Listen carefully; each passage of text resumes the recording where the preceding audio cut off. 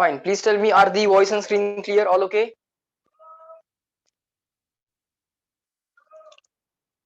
Are the voice and screen clear? All okay? Yes? Fine. So a very good morning to all of you. Good morning, everyone. Yes, good morning, good morning. Yes, good morning. Yes. Let everyone join. We are going to start within a minute.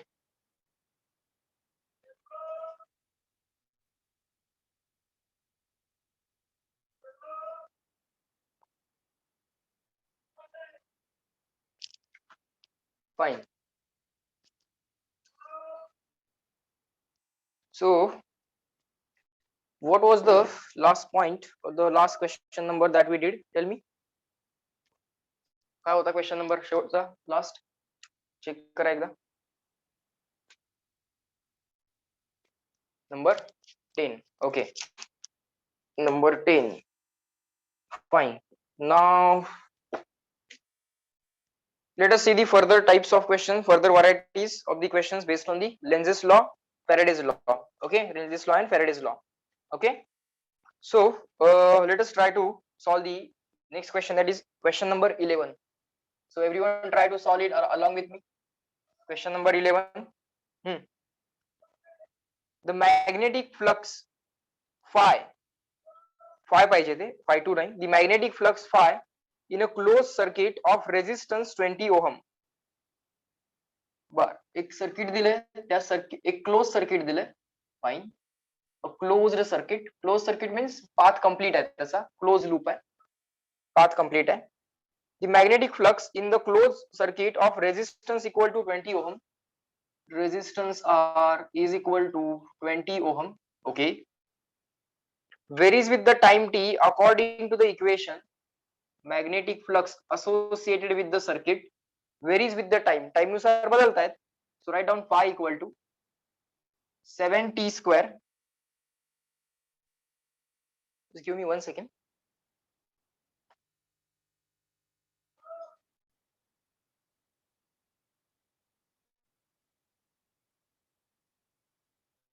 Fine. The magnetic flux are changing with the time. 7t square minus 4t. This is the instantaneous flux at time t. What are the flux? That is the formula given to us. Okay. Where phi is in Weber, phi Weber मध्ये, phi in Weber SI unit, and time t is in second. T जो आहे तो time t is in second. ठीक है. Everything is in SI unit, no issues. The magnitude of the induced current at time t equal to 25 second is, काय विचारलंय? Induced current ची value विचारलंय. Magnitude of induced current, नंबरच विचारलंय. Induced current magnitude, induced current magnitude at time t equal to 0.25. आता त्यांनी 0.25 दिले. तुम्ही त्याला 1/4 second असे लिहिलं तरी चालतंय. To simplify the calculation, 1/4 second is equal to t किती आहे त्यावेळी 1/4 सेकंड, आणि त्यावेळेचा इंड्यूस करंटचा magnitude is question mark. Induced current magnitude at time t equal to, mic on आहे. बर बर बर, एक second. Just give me 1 second. I think mic on राहिलाय कोणास तरी.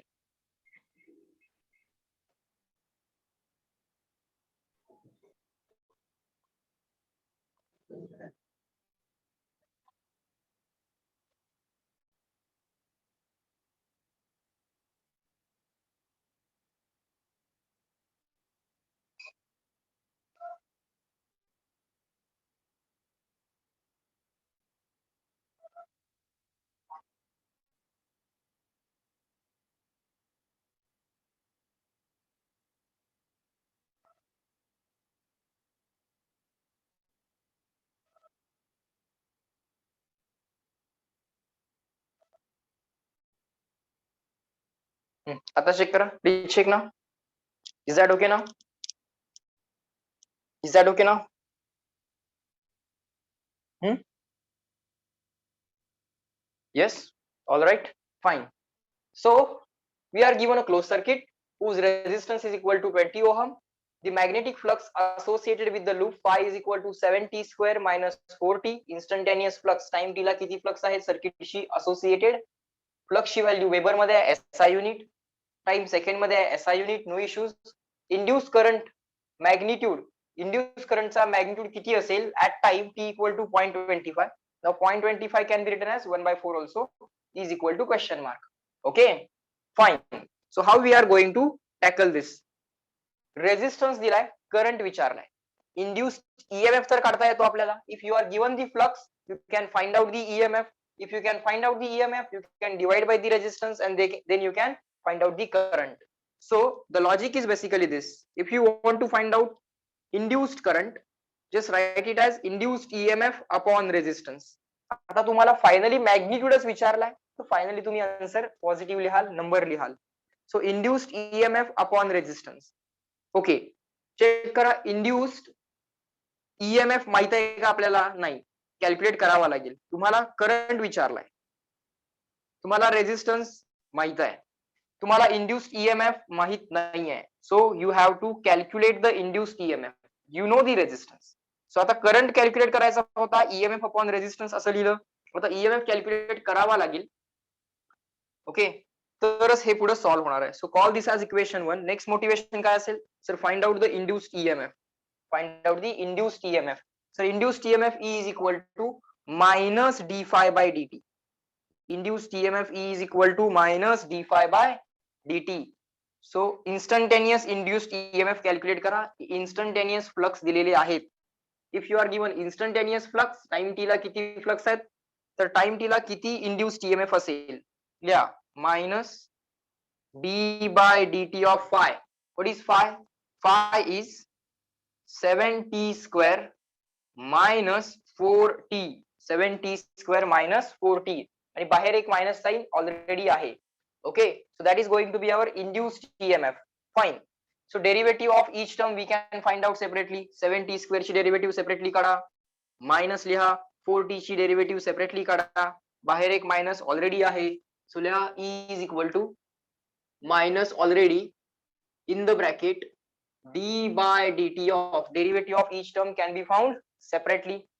पहिला आहे d by dt of 7t square, d by dt of 7t square minus d by dt of 4t minus d by dt of 4t. So बाहेर minus already आहे, keep it as it is. 7 into t. 7 is a constant, t is a variable. Whenever there is constant into variable, नुसता constant नाही, नुसत्या constant ची derivative 0. If there is only constant, derivative of constant is 0. But if there is constant into variable format, whenever there is a constant into variable format, constant can be taken out of the derivative. So d by dt of t square, just like d by dt of x square. Now I will assume that all of you know how to calculate the derivative. X raised to n ची derivative, n into x raised to n minus 1. Just like that you can calculate derivative of t square. X square, t square, x raised to n, t raised to n. 4 is a constant, t is a variable, so 4 can be taken out of the derivative. So in the bracket d by dt of t, n into x raised to n minus 1. म्हणजे आहे ते लिहिणे, power एकाने कमी करणे. Right the power as it is, then decrease the power by 1. So 7 as it is. आता t square ची derivative, right the power as it is and decrease the power by 1. t ची power 1 ने decrease करा, 2 होती 1. So he power as it is लिहिली आणि 1 ने decrease केली.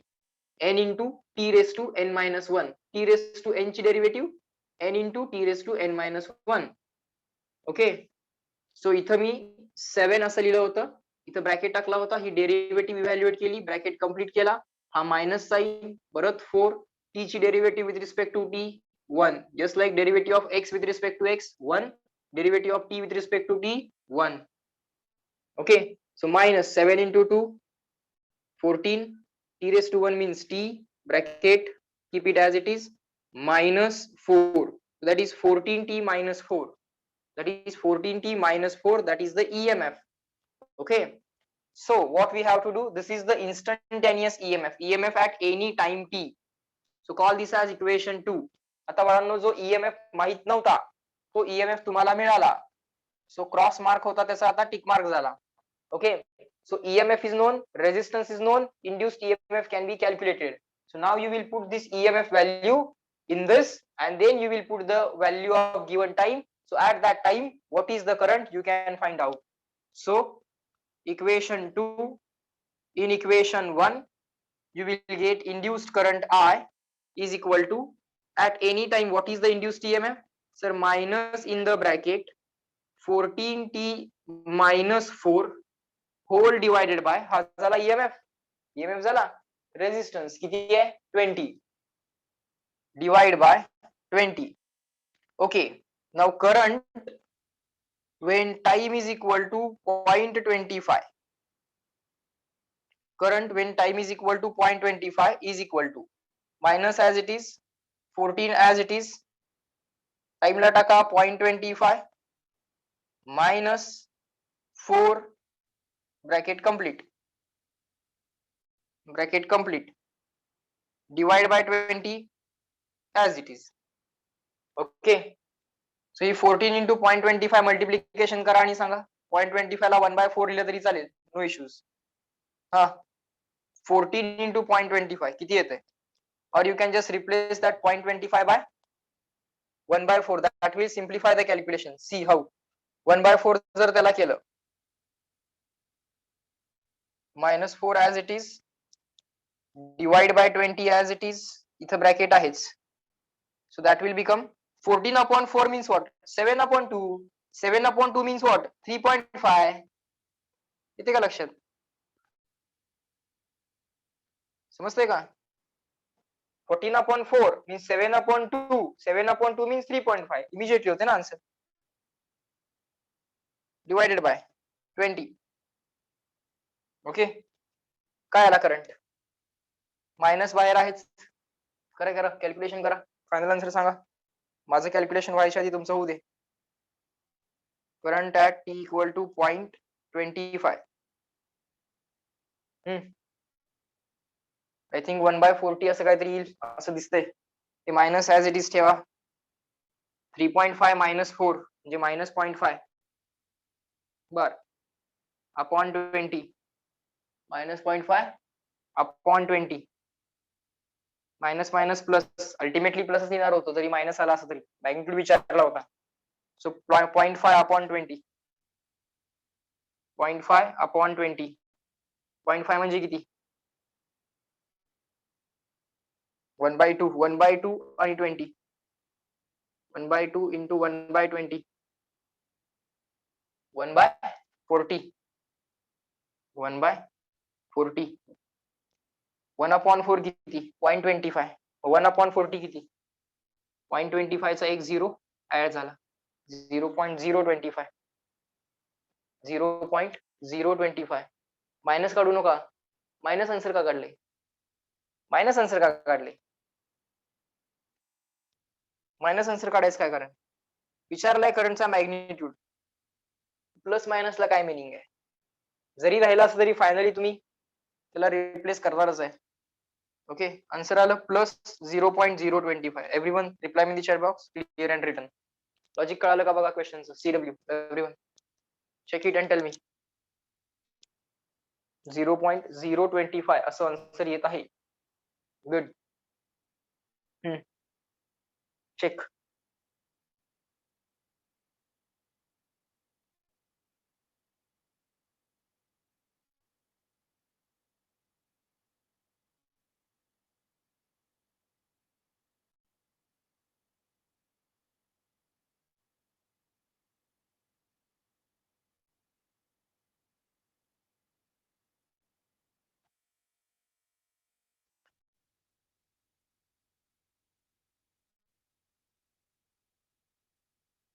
झालं,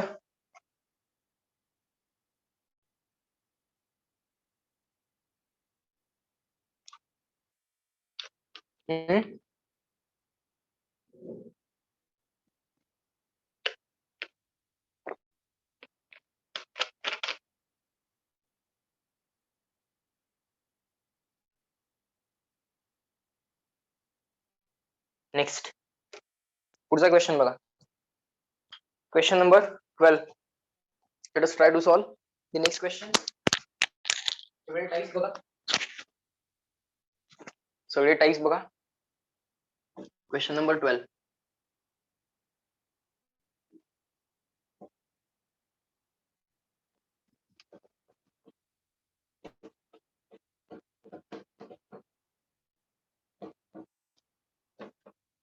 सिंपल डेरिव्हेटिव्हची कॉन्सेप्ट वापरली होती इन्स्टंटेनियस ईएमएफ काढायला. इन्स्टंटेनियस ईएमएफ अपॉन रेजिस्टन्स करून इन्स्टंटेनियस करंट मिळतो. मग टाइमची व्हॅल्यू टाका, गिवन टाइमला किती करंट आहे ते कॅल्क्युलेट करता येतं. Okay, that was the whole logic. Next question number 12. Question number 12 बघा. Consider a long infinite wire carrying a time varying current I equal to KT and K equal to 0. You are given one long infinite wire, long infinite wire. त्या wire मधला current कसा आहे, time varying current आहे, time नुसार बदलतोय. I equal to KT and the value of K is more than 0 and K is some constant value. Okay. A circular loop of radius small a. You are given the circular loop. You are given the circular loop whose radius is equal to small a. The circular loop ची radius किती दिली? The circular loop ची radius दिली आहे small a and resistance capital R. त्या loop चा resistance पण दिलाय तुम्हाला. The loop has the resistance, circular loop resistance capital R, placed with its center at a distance equal to small d from the wire. बर, एक infinite long wire, त्या wire पासून at a distance equal to small d एक loop at a distance equal to small d. So this distance is equal to d. This is your infinite wire. This is your infinite wire, infinite current carrying wire, small I. That is time varying current. Time नुसार तो current बदलतोय. बर, given that small a is very very less than d, या लूपची radius small a is very very less than d. एक छोटासा loop आहे. Compared with the distance, the radius is very very small, so it is a small loop. Next, find out the induced current in loop. काय विचारलंय? induced current in loop. त्याची direction magnitude दोन्ही काढू.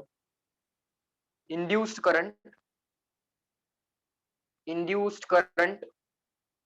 in loop, magnitude पण काढू, direction पण काढू.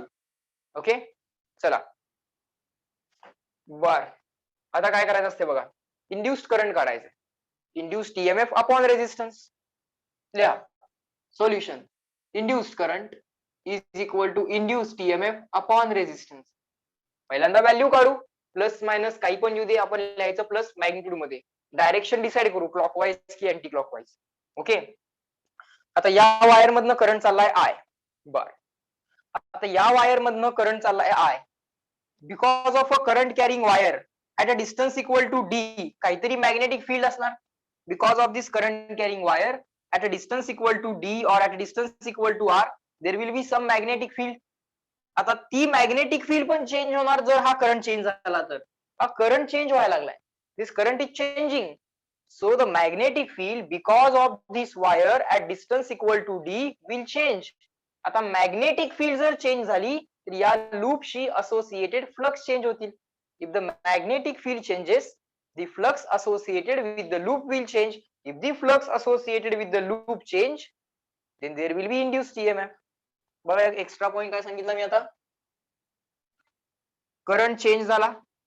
Actually आता current काय होत जाणार आहे, इन्क्रीज होत जाणार आहे की डिक्रीज होत जाणार आहे बघूया. टाइम तर कायम इन्क्रीज होत जातोय.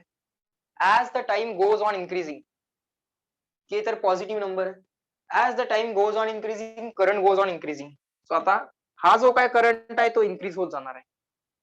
बर, कुठला? वायर मधला करंट, लूप मधला नाही. लूप मध्ये इंड्यूस होणार आहे. वायर मधला करंट इन्क्रीज होत जाणार आहे. ओके, वायर मधला करंट इन्क्रीज होत जाणार आहे. So at a distance equal to D, जी काय मॅग्नेटिक फील्ड आहे सेकंड लूपशी असोसिएटेड जी काय मॅग्नेटिक फील्ड आहे ती मॅग्नेटिक फील्ड पण इन्क्रीज होत जाईल. सो लूपशी असोसिएटेड जे काय फ्लक्स आहेत ते फ्लक्स पण इन्क्रीज होत जातील, आत जाणारे फ्लक्स इन्क्रीज होत जातील. का बरं? कारण या वायरमुळं जर तुम्ही विचार केला तर या डिस्टन्स डी ला मॅग्नेटिक फील्ड कर्ड फिंगर्सची टँजंट बघा, कर्ड फिंगर्स म्हणजे कर्ड फिंगरचं सर्कल इमॅजिन करा आणि त्या सर्कलला जर इथे तुम्ही टँजंट इमॅजिन केली, that tangent will go inside. That tangent will go inside. If you hold this conductor in your right hand and if you draw the circles of curled fingers, that circle, if you draw the tangent to that circle at this point, then the tangent will go inside the board. Okay, so magnetic flux going inside आहे. Current increase झाला तर associated magnetic field increase झाली, associated flux increase झाले, associated flux increase झाले implies that EMF काय होणार? Induce होणार, EMF येणार, इंड्युस्ड ईएमएफ येणार. ओके, सो आता या लूप मधला इंड्यूस करंट विचारलाय. बर, लूप मधल्या करंटच्या व्हॅल्यूला आपण आय डॅश असं म्हणूया. लूप मधल्या करंटच्या व्हॅल्यूला काय म्हणूया? I dash, induced current. याला आय म्हणूया, याला इंड्युस्ड करंट म्हणूया. फॉर्म्युला माहित आहे तुम्हाला? Induced current I dash is equal to induced EMF upon resistance. आता इंड्युस्ड ईएमएफ चा फॉर्म्युला काय? E equal to sir minus D phi by D T change in flux upon change in time upon resistance sir as it is, upon resistance as it is. बर, याला असं लिहिता येते, हे 1 upon R आहे किंवा minus 1 upon R आहे, लिहा त्याला minus 1 upon r d by D t of phi, d by D t of phi. फायला काय फॉर्म्युला लिहिता येतो? फायला असा फॉर्म्युला लिहिता येतो का बघा, या इन्फानाइट वायर मुळे at distance equal to D जी काय मॅग्नेटिक फील्ड आहे ती बी इंटू तिथं असणारा छोटासा एरिया. आता बघा, हा लूप अगदी लहान लूप आहे. का? The radius of the loop is very very small compared to the distance d. So over this entire loop जी काय मॅग्नेटिक फील्ड आहे ती तुम्ही कॉन्स्टंट घेऊ शकता ओव्हर दिस एंटायर लूप. फारसं काही हे डिस्टन्स डी चेंज होत नाही. इथं इथं इथं इथं या पॉइंट्स ना, या सगळ्या पॉइंट्स ना तुम्ही डिस्टन्स किती किती घेऊ शकता? डी एवढंच घेऊ शकता, काही अडचण नाही. ओके, सो या रिजन मध्ये जी काय मॅग्नेटिक फील्ड आहे गोइंग इनसाइड असेल ती, बरोबर, गोइंग इनसाइड असेल ही सगळी मॅग्नेटिक फील्ड तुम्ही कॉन्स्टंट घेऊ शकता. Constant in the sense what? Same घेऊ शकता. या पॉइंटला या पॉइंटला या पॉइंटला या पॉइंटला या पॉइंटला या पॉइंटला सेम घेऊ शकता. ओके, सो ती जी काय मॅग्नेटिक फील्ड आहे ती प्रत्येक पॉइंटला सेम घेतली. का? हे जे काय डिस्टन्स डी आहे that is very very large compared with the radius of the loop. Okay, so over the entire loop जी काय मॅग्नेटिक फील्ड आहे ती बी इंटू लूपचा area s into cos of angle between area vector and magnetic field b s cos theta. Phi is equal to b s cos theta, b s cos theta. Okay, over the entire loop जी काय field आहे ती same घेतली, constant नको म्हणायला कारण time नुसार ती बदलणार आहे.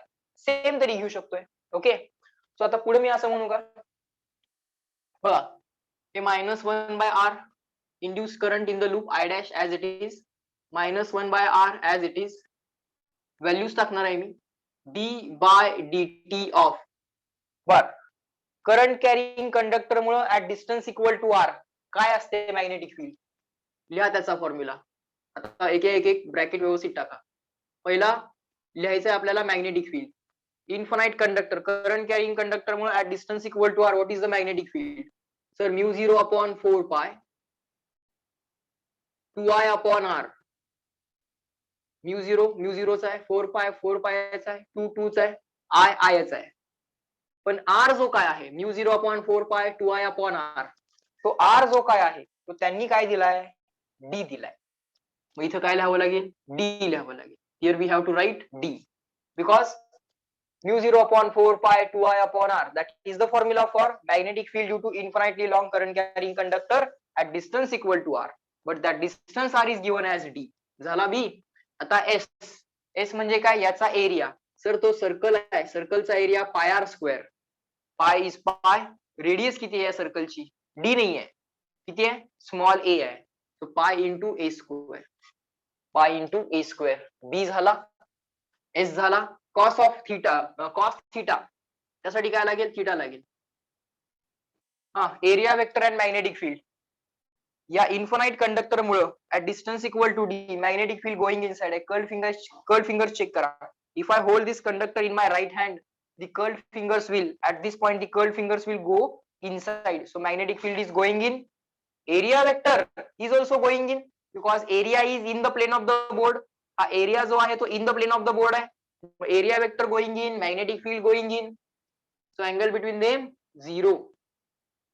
Okay. आता ब्रॅकेट कंप्लीट करा.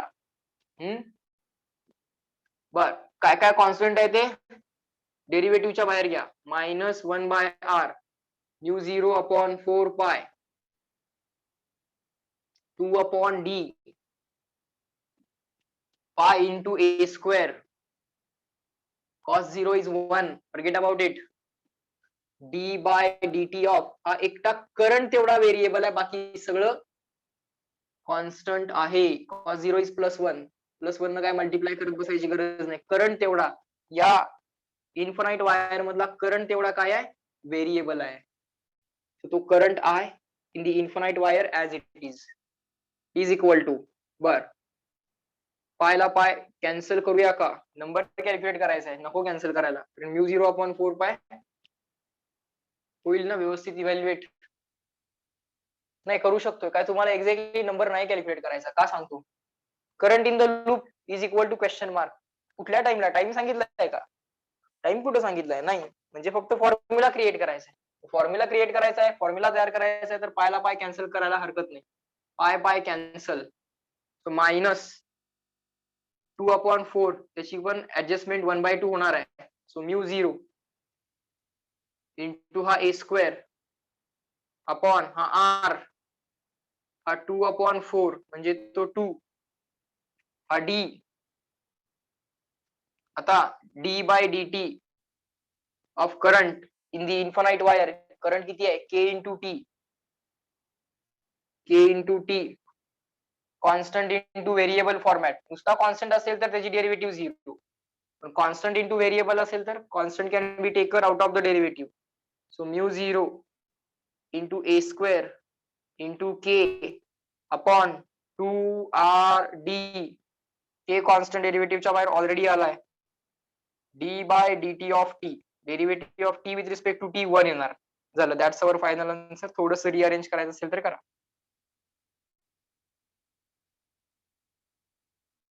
that's it that's the value of current that's the value of induced current आता द्या magnitude of induced current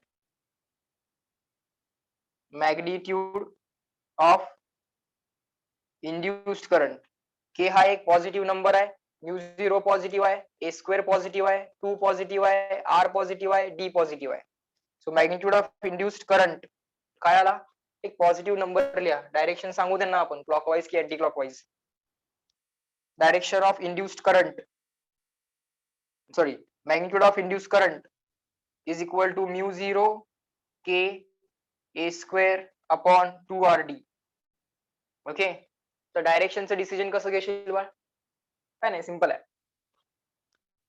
because of this infinite wire the magnetic field at this point inside this loop is going inside या loop मधून जाणारी जी काय magnetic field आहे ती going inside आहे हा करंट इन्क्रीज व्हायला लागलाय हा करंट इन्क्रीज झाला की इथं मॅग्नेटिक फील्ड इन्क्रीज होणार if this current increases this magnetic field increases if this magnetic field increases the associated magnetic flux with the loop increase so आत जाणारे मॅग्नेटिक फ्लक्स इन्क्रीज झालेत सो आत जाणारे magnetic flux increase झालेत तर थोडेसे बाहेर येणारे मॅग्नेटिक फ्लक्स क्रिएट करावे लागेल ओके तरच ते फ्लक्स कॉन्स्टंट ठेवता येतील जसं राईट साइडला जाणारे फ्लक्स इन्क्रीज झाले तर काय कॉइल काय करते स्वतःचे थोडेसे लेफ्टला जाणारे फ्लक्स क्रिएट करते थोडेसे स्वतःचे लेफ्टला जाणारे फ्लक्स कशी क्रिएट करता येतात इनसाइड द मॅग्नेट आहे ना तो मग south to north outside the magnet not to south that we know पण राईटला जाणारे फ्लक्स जर इन्क्रीज झाले if the flux going rightward if they increase the coil has to decrease those rightward flux by creating some leftward flux so आता आत जाणारे flux काय झालेत इन्क्रीज झालेत सो बाहेर येणारे फ्लक्स क्रिएट करायला पाहिजे बाहेर जसं इकडे लेफ्ट साइडला येणारे फ्लक्स क्रिएट केले साऊथ टू नॉर्थ तसं इथं बाहेर येणारे फ्लक्स क्रिएट करावे लागतील. हा रिजन जो असतो तो इनसाइड द मॅग्नेट रिजन. तिथं फील्ड लाईन्स कशा असतील, साऊथ टू नॉर्थ. सो आता साऊथ टू नॉर्थ अशा फील्ड लाईन्स बाहेर आणाव्या लागतील, कारण फ्लक्स गोइंग इनसाइड इन्क्रीज झालेले आहेत. So flux coming outside create करावे लागतील थोडेसे. सो आउटसाइड कमिंग फ्लक्स जर क्रिएट करायचे असतील, सो आत साऊथ पाहिजे, बाहेर नॉर्थ पाहिजे, मग ते साऊथ टू नॉर्थ असे फ्लक्स बाहेर येतील, म्हणजे नॉर्थ पोल दिसणार. सो करंट काय येणार बा, अँटी क्लॉकवाईज येणार. ओके, बाहेर येणारे फ्लक्स क्रिएट करायचे. मग आतल्या बाजूला inside the board south pole पाहिजे, outside the board north pole पाहिजे. साऊथ टू नॉर्थ असे थोडेसे बाहेर येणारे फ्लक्स क्रिएट केले जातील. Okay, direction of induce current anti CLK. Write down all these things and reply with the chat box, clear and written.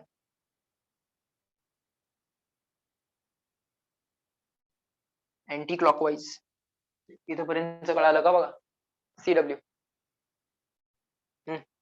Check, बोला.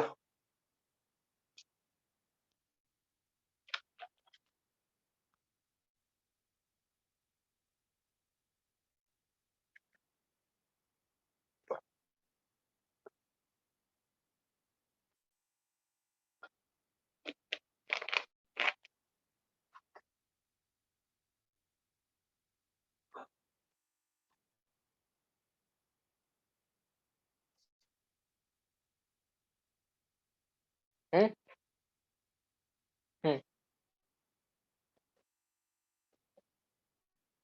चला question 12. Good. Now let us deal with the next question. Question number 13.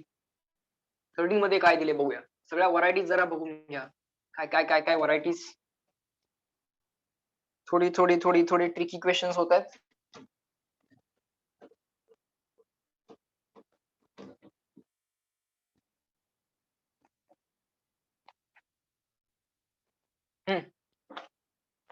Question number 13. Write down. To concentric coplanar circular loops. एकाच plain मध्ये असणारे, centre same असणारे concentric coplanar loops. This is, let's say, inner loop. This is, let's say, outer loop.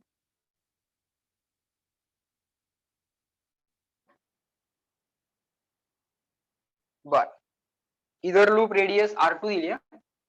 बर, outer loop radius R1. बर, have the diameters 20 centimeter and 2 meter. बर, outer लूपचा diameter D1 किती दिलाय, 2 metre.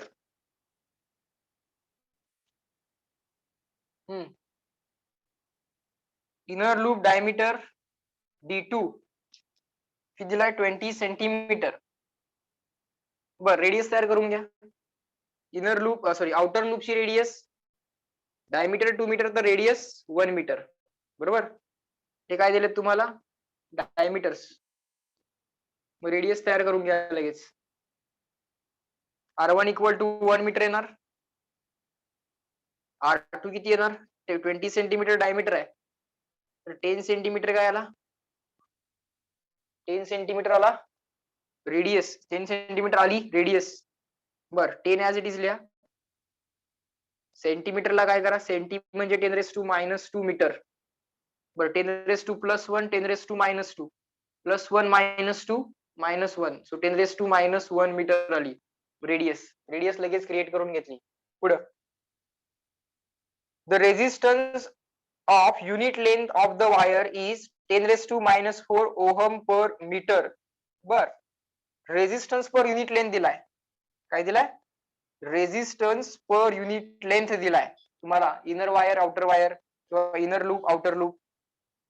Resistance per unit length किती दिलाय, 10⁻⁻4 ohm per metre.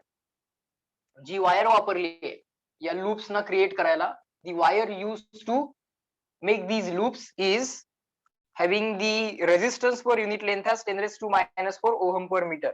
bar, a time dependent voltage V equal to 4 plus 2.5t time dependent voltage, time नुसार change होणार voltage किंवा potential difference किती दिलाय 4 plus 2.5t 4 plus 2.5 into T असं एक time dependent voltage दिलेला आहे एवढे व्होल्ट बरं ऑफकोर्स व्होल्टेज युनिट व्होल्ट असणारच आहे is applied to the larger loop as shown in the figure. Larger loop जो आहे त्याला काय केलंय एक व्होल्टेज सोर्स अटॅच केलाय पण त्याचं व्होल्टेज किंवा पोटेन्शियल डिफरन्स काय होतंय चेंज होतंय किती आहे ते 4 plus 2.5 into T 4 plus 2.5 into T time नुसार हे व्होल्टेज बदलतंय ठीक आहे the current in the smaller loop is smaller loop मध्ये किती करंट असेल लार्जर लूप मधला करंट तर काढता येईल तुम्हाला पोटेन्शियल डिफरन्स अपॉन रेजिस्टन्स करून पण त्यांनी स्मॉलर लूप मधला करंट विचारलाय बर लिहून घ्या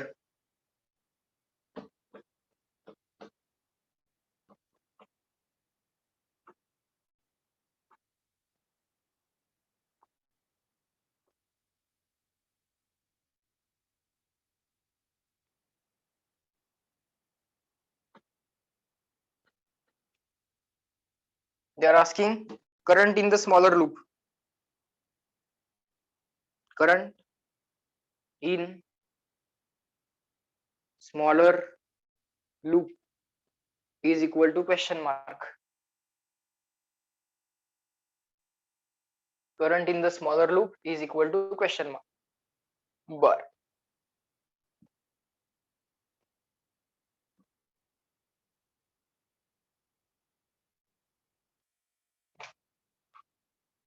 असं होणार का बघा आउटर लूप मध्ये करंट डेव्हलप होणार because of the battery outer loop मध्ये काहीतरी करंट असेल त्या आउटर लूप मुळे या सेंटरला काहीतरी मॅग्नेटिक फील्ड क्रिएट होणार आउटर लूप मधला करंट चेंज होणार का कारण आउटर लूपचं पोटेन्शियल डिफरन्स चेंज होते आउटर लूप मधलं पोटेन्शियल डिफरन्स किंवा आउटर लूपचं व्होल्टेज जे आहे ते चेंज होत आहे सो आउटर लूप मधला करंट चेंज होणार आउटर लूप मधला करंट चेंज झाला की आउटर लूपच्या करंट मुळे इथं जी मॅग्नेटिक फील्ड आहे ती मॅग्नेटिक फील्ड चेंज होणार आता इथं असणारी मॅग्नेटिक फील्ड चेंज झाली या लूपशी इनर लूपशी असोसिएटेड फ्लक्स जे आहेत इनर लूपशी असोसिएटेड जे फ्लक्स आहेत ते फ्लक्स चेंज होतील इनर लूपशी असोसिएटेड फ्लक्स चेंज झाले की इनर लूपला राग येणार इनर लूप काय म्हणणार do not change my flux मग ते फ्लक्स चेंज होऊ नयेत म्हणून हा काय करणार स्वतः मॅग्नेट म्हणून बिहेव करणार जर फ्लक्स समजा आउटवर्ड फ्लक्स कमी झाले असतील तर आउटवर्ड फ्लक्स इन्क्रीज केले जातील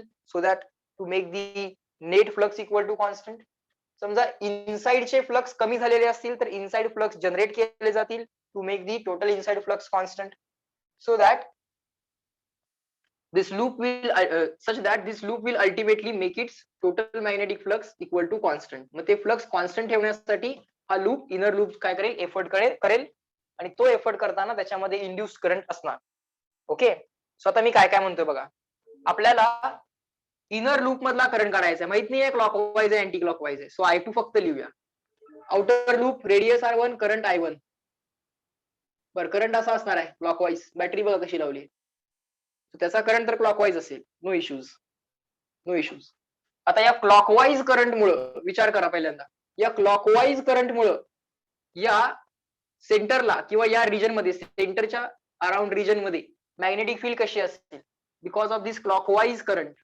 clockwise curled fingers hold this conductor in your right hand curled fingers will go in आत जातील कुठेही प्लेस करा if you hold this conductor in your right hand again the curved fingers will go in त्या पण आतच जातील इथे जरी पकडला हा कंडक्टर तरी आतच जातील okay yes correct all of you are giving the correct answer in so या रिजन मध्ये मॅग्नेटिक फील्ड कशी असेल बा आउटर लूपची magnetic field sir going in असेल बर आता आउटर लूप मधला करंट इन्क्रीज होत जातोय की डिक्रीज होत जातोय बघा आउटर लूपचं पोटेन्शियल डिफरन्स टाइम वाढत गेला की पोटेन्शियल डिफरन्स वाढत गेलं करंट काय असतोय potential difference upon resistance current काय असतोय potential difference upon resistance so outer loop मधला करंट इक्वल टू आउटर लूपचं पोटेन्शियल डिफरन्स अपॉन आउटर लूपचा रेजिस्टन्स आउटर लूपचा रेझिस्टन्स तर फिक्स आहे, आउटर लूपचा रेझिस्टन्स तर फिक्स आहे. टाइमची व्हॅल्यू वाढत गेली की ही ओव्हरऑल व्हॅल्यू वाढणार आहे. सो टाइम वाढला की पोटेन्शियल डिफरन्स वाढेल, पोटेन्शियल डिफरन्स वाढला की करंट वाढेल आणि करंट वाढला तर गोईंग इनसाइड वाली मॅग्नेटिक फील्ड वाढेल.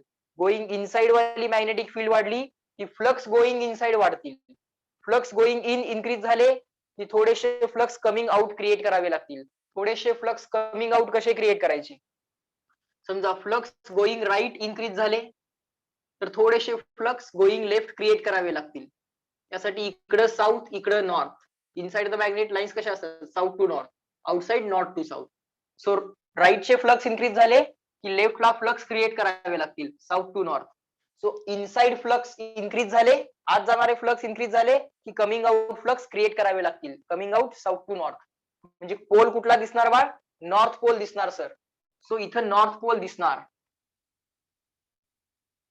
Here you will observe the north pole. North pole दिसला म्हणजे अँटी क्लॉकवाईज करंट आला, अँटी क्लॉकवाईज करंट आला. सो I2 जो असेल तो अँटी क्लॉकवाईज असेल. Is this discussion clear to all of you? Direction of induce current in the inner loop, CW. Is this discussion clear to all of you? Just reply me C. Check करा हे discussion clear झालंय का? काय काय काय काय सांगितलं मी आणि करंटची डायरेक्शन कशी डिसाइड केली, अँटी क्लॉकवाईज का असेल? चेक करा जरा, विचार करा त्याच्यावर. मॅग्निट्यूड तर येणार आहे काढायला, ते काय फार अवघड नाहीये. तुम्ही current equal to induced EMF upon resistance करणार आहे. Current in the smaller loop, छोटा लूप I2. चला, I2 induced current in the second loop equal to induced EMF in the second loop divided by resistance of the second loop. Potential difference upon resistance. Bar. Induced EMF is equal to minus magnetic flux in the second loop d phi 2 upon dt. बरोबर ना? induced EMF काय असणार? Minus d phi by dt. Inner loop म्हणजे second loop I2, outer loop म्हणजे first loop I1 or 1 is equal to minus d phi by dt upon R2 as it is. त्याला थोडस properly लिहा please sir आता फक्त. हा, हे minus as it is, हे upon R2 as it is. So minus 1 by R2 into D by dt of phi 2. आता magnetic फ्लक्सला काय लिहिता येते? मॅग्नेटिक फ्लक्सला काय लिहिता येईल? आता ही रेडियस R2 चेक करा. ही रेडियस R2 दिली आहे 10⁻⁻1 मीटर म्हणजे 0.1 मीटर, 0.1 मीटर. आणि ही रेडियस आहे 1 मीटर. आउटर रेडियस आहे 1 मीटर, इनर रेडियस आहे 0.1 metre. So 0.1 is very small. 0.1 काय आहे? स्मॉल आहे कम्पेअर्ड विथ 1. 10⁻⁻1 म्हणजे 0.1.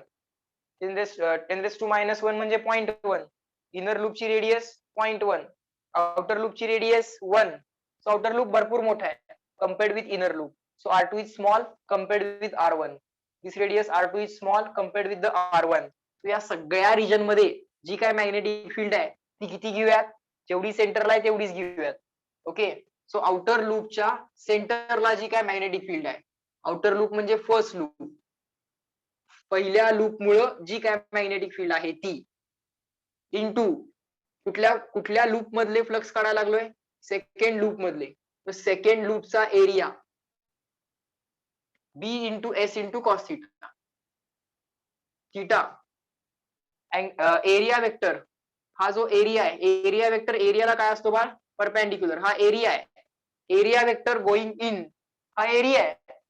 Area vector going in, magnetic field पण गोइंग इन.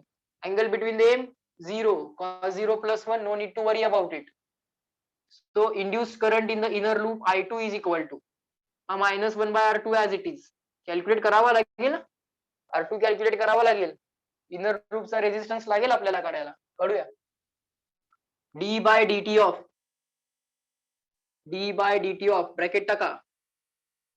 आउटर लूपच्या सेंटरला मॅग्नेटिक फील्ड किती? लूपच्या सेंटरला मॅग्नेटिक फील्ड किती? तुम्हाला शिकवलं होतं. इन्फानाइट वायर असेल तर at distance R magnetic field किती असते? Infinite wire at distance R formula असतो μ0 upon 4 pi 2i upon R. आणि तेच जर इन्फानाइट वायर नाहीये, आता सर्कल आहे, सर्कलच्या सेंटरला, लूपच्या सेंटरला मॅग्नेटिक फील्ड काय असते? सेम फॉर्म्युला, फक्त पाय एक्स्ट्रा पाहिजे. सेम फॉर्म्युला, पाय एक्स्ट्रा पाहिजे. लिहा. सेंटरला मॅग्नेटिक फील्ड किती येणार? Magnetic field at the centre of the loop mu 0 upon 4 pi 2i पाय किंवा 2i अपॉन आर आणि पाय एक्स्ट्रा. इथे एक पाय न्यूमरेटर मध्ये काय पाहिजे? एक्स्ट्रा पाहिजे. Mu 0 upon 4 pi 2i upon R, mu 0 upon 4 pi 2i upon R, हे सगळे ऍज इट इज, आणि एक पाय एक्स्ट्रा. ओके. आता हा म्यू 0 अपॉन 4 पाय मधला पाय आणि हा पाय आपण कॅन्सल का नाही करत?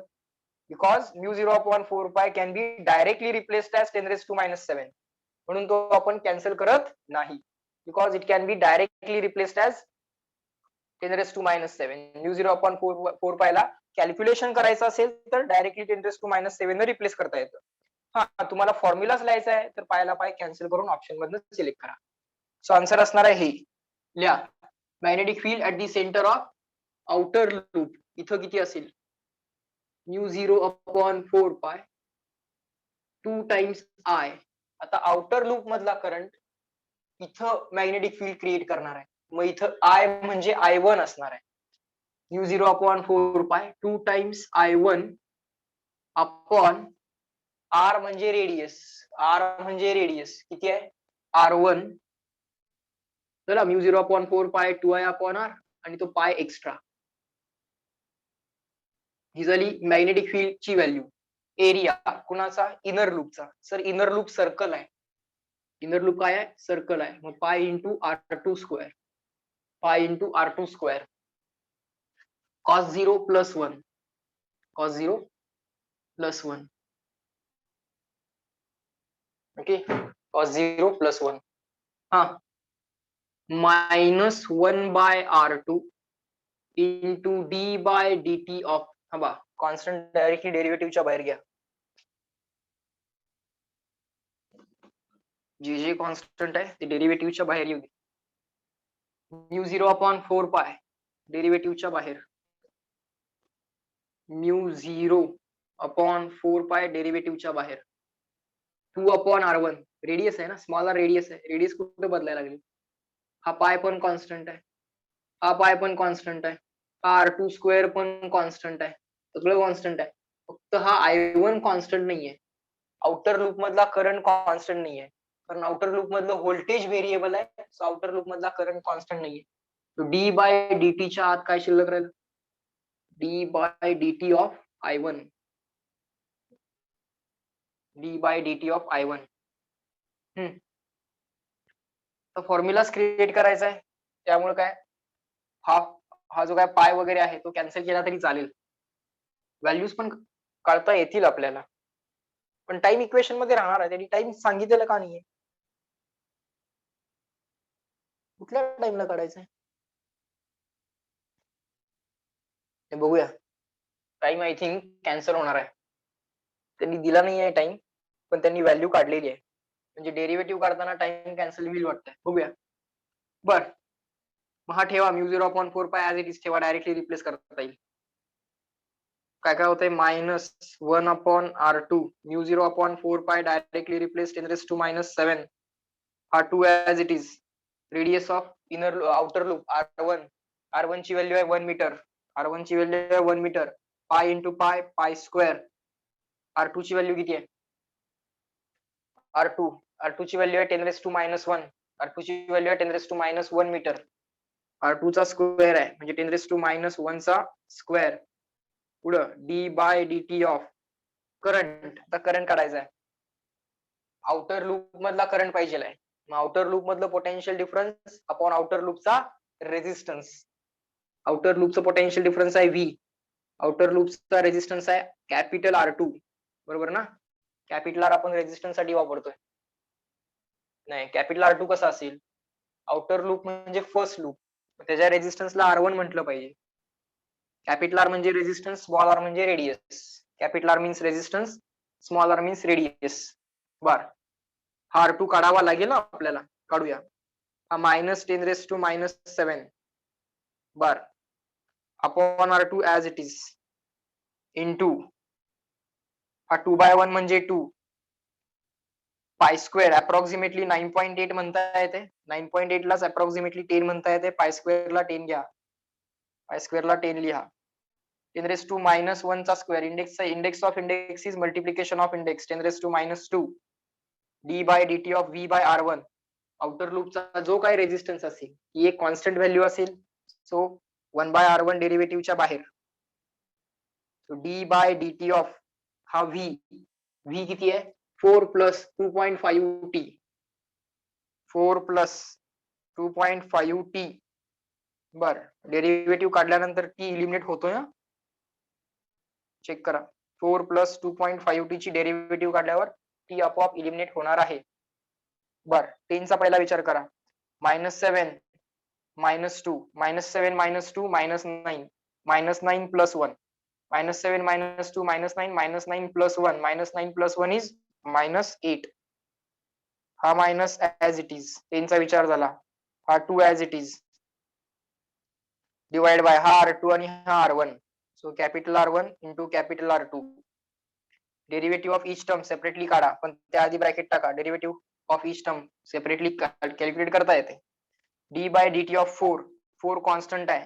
4 कॉन्स्टंट आहे. कॉन्स्टंट इंटू व्हेरिएबल फॉर्मॅट नाही आहे. 4 is a constant. Derivative of constant is 0 plus 2.5 t ची डेरिव्हेटिव्ह. 2.5 इंटू टी ची डेरिव्हेटिव्ह. 2.5 कॉन्स्टंट आहे डेरिव्हेटिव्हच्या बाहेर. टी डेरिव्हेटिव्हच्या आत. D by dt of t. D by dt of t. T ची derivative with respect to t 1 येणार. So असं ते होताना दिसतंय. सो इथं 0 प्लस 2.5 म्हणजे 2.5. 0 प्लस 2.5 म्हणजे 2.5. 2.5 इंटू 2. 2.5 इंटू 2 म्हणजे 5. So 10 raise to minus 8 into 5 upon radius of the loop 1 into not radius resistance of the loop 1 into resistance of the loop 2. असं साधारण आन्सर दिसत आहे. आता हे रेझिस्टन्सेस माहित नाही आहेत आपल्याला. कॅल्क्युलेट करावे लागतील. करता येतील. तुम्हाला रेझिस्टन्स पर युनिट लेंथ दिली आहे. इंटू युअर लेंथ करा. युअर लेंथचा resistance. Resistance per unit length आहे. इंटू तुमची लेंथ करा. तुमच्या लेंथचा रेझिस्टन्स मिळेल. Up to this reply in the chat box clear and return. CW. इथपर्यंत कळालंय का बघा. एकदा चेक करा. समजून घ्या ते. So we get the answer of I2. Yes, I2च answer आहे. I2 answer आहे. बरोबर आहे तुझं. You are right. I नाही I2. इनर लूप मध्ये इंड्यूस झालेला करंट. बरोबर. गुड.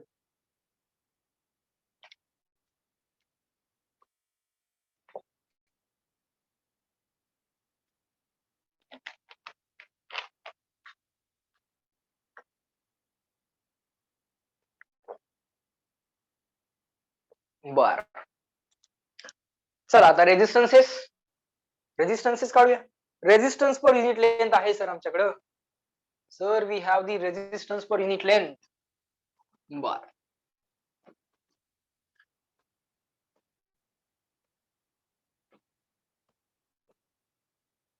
लिहा. नाव आउटर लूपचा रेझिस्टन्स कसं काढणार. Resistance per unit length into outer लूपची लेंथ. लिहा. Resistance per unit length into outer लूपची लेंथ. आउटर लूपची लेंथ L1 म्हणूया. नाहीतर लिहा ना डायरेक्टली आउटर लूपची लेंथ. किती असणार आउटर लूपची लेंथ. 2πr. आउटर लूपची लेंथ किती असते. आउटर लूपची लेंथ 2πr. Circumference 2πr1. नका values. Resistance per unit length किती दिलाय 10 raise to minus 4. Bracket complete. 2π. R1 किती दिलाय. R1 किती दिलाय. आउटर लूपची रेडियस 1 मीटर. लिहा इथं 1. 2π इंटू 1. किती आला answer. Sir R1 is equal to 2π as it is 10 raise to minus 4 as it is. SI unit ohm. सगळं SI युनिट मध्ये चालू आहे. अँड इनर लूपच्या रेझिस्टन्सची value resistance per unit length into inner लूपची लेंथ ती किती असणार. सर्कम्फरन्स. इनर लूपचा सर्कम्फरन्स कसा काढणार. 2πr2. 2πr2. Resistance per unit length किती आहे sir? Resistance per unit length आहे 10⁻⁴ 2 pi as it is. R2 inner लूपची लेंथ किती आहे? 10 centimetre. 10⁻⁻1 metre. 10 centimetre means 10⁻⁻1 metre. 10⁻⁻1. ही प्रॉपर कॅल्क्युलेशन करा. Do it properly. R2 is equal to 2 as it is, pi as it is, -4 - 1. -4 - 1 is -5. बर -5. R1 झाला, R2 झाला. Okay, R1 झाला, capital R1 झाला, कॅपिटल R2 झाला. Inner loop, outer loop. Resistance per unit length दिला होता, into your length करा. Your लेंथचा resistance मिळेल. R1 and R2 in equation 1. Equation 1 मध्ये टाका. Induced current in the inner loop -10⁻⁻8 into 5 upon R1 किती आहे? R1 आहे 2 पाय into 10⁻⁻4. R1 झाला. R2 आहे 2 पाय into 10⁻⁻5. बर, मगाशी तो वरती पाय स्क्वेअरला आपण 10 घेतला ना, तो पाय स्क्वेअरला 10 नाही घेतला असं तर चाललं असतं, कारण खाली पण आता पाय स्क्वेअर येणार आहे. तो वरचा पाय स्क्वेअर आणि खाली असणारा पाय स्क्वेअर कॅन्सल झाला असता. ठीक आहे, आपण आता काय करणार, परत पाय स्क्वेअर क्रिएट करणार आणि परत या पाय स्क्वेअरला 10च घेणार. मॅनेज होईल ते. बर, 2 × 2 4 करायला काय हरकत नाही. बघा, जनरली डिनॉमिनेटर मध्ये मल्टिप्लिकेशन आपण कधी करत नाही, कारण नंबर मोठा होतो आणि नंबर मोठा झाला की त्याचा आपल्याला पाढा माहित नसतो, डिवाइड करणं अवघड होतं. पण 2 × 2 4 करायला काही हरकत नाही का? कारण 2 × 2 4 करून 4 ने डिवाइड करता येतंय. असं होत असेल 2 × 30 2 × 18. 2 × 18 ला मी 36 करत बसणार नाही, 36 ने डिवाइड करत बसणार. 2 ठेवणार ऍज इट इज, 18 ठेवणार ऍज इट इज. बरं, आता कसं आहे 2 × 2 मग इथं 4 पाय × पाय, पाय स्क्वेअर 10⁻⁻4 × 10⁻⁻5 म्हणजे -4 - 5 -4 - 5 -9. वरती 5 और -5 -5 into 10⁻⁻8. 10⁻⁻8 ला 10⁻⁻8 कॅन्सल. -5 upon 4 pi square.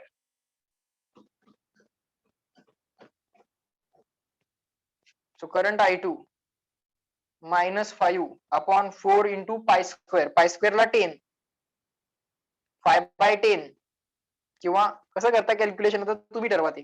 काय अडचण नाही, कसंही कॅल्क्युलेशन करा, ऍब्सोल्युटली नो प्रॉब्लेम. मी 5/4 पहिल्यांदा काढेन, मग डिवाइड बाय 10 करेन कसंही, किंवा 5/10 पहिल्यांदा काढा. 5/4 नसेल पहिल्यांदा काढायचं, 5/10 करा. 5/10 आलं 1/5, सॉरी 1/2. 1/2 ला पटकन 0.5 करणार असेल तसंही चालेल, नसेल तर 1/4 तुम्हाला माहित आहे. 1/4 किती आहे? 0.25. 0.25 ला अपॉन 2 करा. नसेल असंही चालेल. मला 1/8 डायरेक्टली पाठ आहे बघा. 1/8 किती असतोय? 0.125. 1/8 0.125 असते, 0.125. जसं 1/4 0.25 असतोय. 1/4 इज 0.25. 1/3 इज 0.33 असते ना असं. 1/3 किती असते? 0.33. 1/4 किती असते? 0.25. तसं 1/8 किती असते? याच्या हाफ 0.125 असते. ते या व्हॅल्यूज आपल्याला पाठ आहेत, राईट? सो 1/8 मला पाठ आहे, मी डायरेक्टली लिहिला -0.125. आता मायनस आलंय उत्तर, लिहा magnitude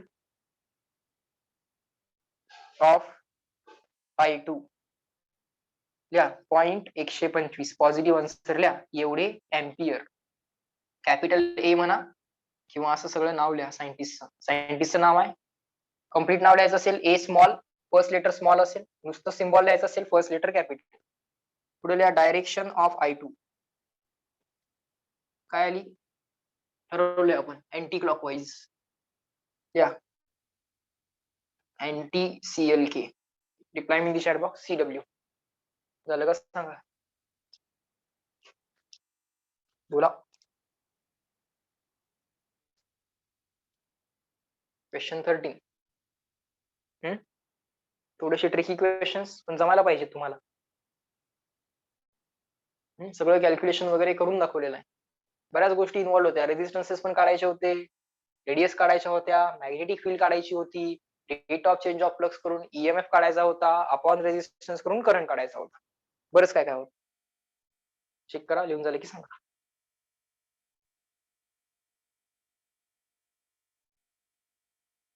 CW.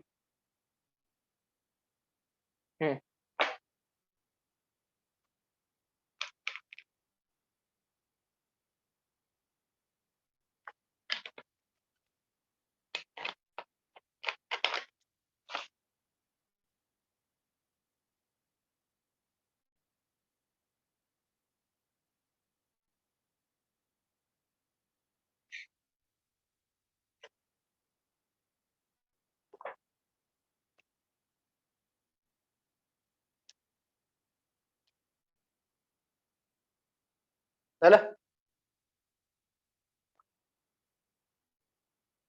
Sir. In the denominator 10⁻⁹.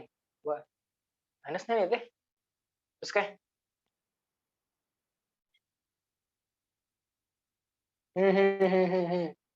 -4 -5 -9. -4 -5 -9. बर, काय करूया मग? असं करूया. आता तुम्ही इथं -8 लिहिलं असेल, मग इथं काय करूया, एक 10⁻⁻1 एक एक्स्ट्रा देऊया की, जो कमी पडला होता. 10⁻⁹ होतं ना, इथं आपण -8 लिहिलंय, एक -1 कमी पडला होता डिनॉमिनेटर मध्ये, मग तो 10⁻⁻1 ठेवूया. बर, मग इथं पण एक 10⁻⁻1 एक्स्ट्रा येणार, ते 4 × 10 ऍज इट इज ठेवा. इथं पण एक 10⁻⁻1 जो एक्स्ट्रा एक कमी पडला होता तो इथं राहू दे. इथं पण ठेवा 10⁻⁻1 जो कमी पडला होता. इथं पण ठेवा 10⁻⁻1 जो कमी पडला होता. इथं पण ठेवा 10⁻⁻1 जो कमी पडला होता. तो वरती गेला की 10⁻+1 होणार. वरती गेला की 10⁻+1 होणार आणि आन्सर येणार माझं -1.25. आणि मॅग्निट्यूड पाहिजे तर नुसतं एक नंबर लिहायचा आहे आपल्याला, 1.25. आता बघा तुमचं काय आलंय, 1.25 बरोबर. आपलं पण तेच आलंय. आता बघा, आता बोला. सीडब्ल्यू काय नाही, सगळे कॅल्क्युलेशन ऍज इट इज ठेवलं मी, सगळं नाही बदललं. माझा एक 10⁻⁻1 राहिला होता. परीक्षेमध्ये तुम्ही असंच कराल, तेव्हा कळेल, लक्षात येईल की बाबा कॅल्क्युलेशन मध्ये थोडीशी मिस्टेक झाली. करेक्शन अप्लाय करा ना त्याला, सगळं कॅल्क्युलेशन परत करत बसायची गरज नाही. -8 आहे, -9 होतं, 10⁻⁻1 ची करेक्शन, 10⁻⁻1 10⁻⁻1 10⁻⁻1 10⁻⁻1 हा वरती गेला, प्लस झाला, असं. सीडब्ल्यू झाला 13. जाऊया पुढं. झालं का?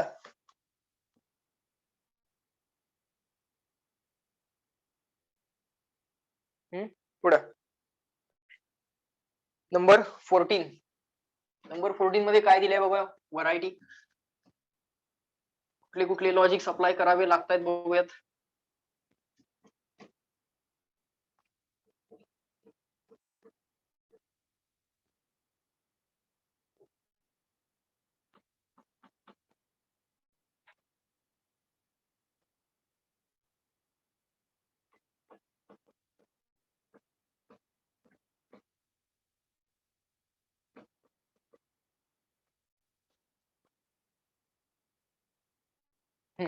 या number 14.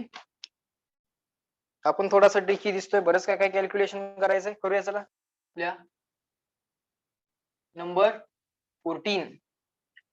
A rectangular wire frame of length equal to 0.2 meter is located at a distance of 5 into 10⁻⁻2 meter from the long straight wire.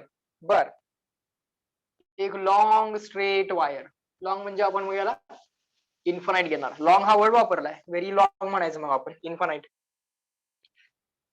एक रेक्टँग्युलर फ्रेम, बर, किती डिस्टन्स वरती आहे, वायर पासून किती डिस्टन्स वरती आहे, हे डिस्टन्स बघायचं, मिड पासून नाही बघायचं, हे बघायचं किती डिस्टन्स आहे. 5 into 10⁻⁻2 डायग्राम दिलेली असते generally. 5 into 10⁻⁻2 metre. A rectangular wire frame of length equal to 0.2 metre. या वायर फ्रेमची लेंथ दिली आहे, किती दिली आहे, 0.2 मीटर. बर, is located at a distance of 5 into 10 raised to minus 2 meter from the long straight wire carrying the current of 10 ampere. Carrying the current of 10 ampere. या wire मधला करंट किती आहे? करंट I 10 ampere आहे. बर. As shown in the figure. The width of the frame is 0.05 meter. या फ्रेमची width किती दिली आहे बा? 0.05 मीटर. या सगळं माझ्या बरोबर. The rectangular frame has a width of 0.05 meter. The wire is in the plane of the rectangle. बरोबर. रेक्टँगलचं जे प्लेन आहे, फळ्याचं प्लेन म्हणजेच रेक्टँगलचं plane. This wire is in the plane of the rectangle. रेक्टँगलचं जे प्लेन आहे त्याच प्लेन मध्ये ही वायर आहे. The wire is in the plane of the rectangle. बर. Find the magnetic flux through the rectangle.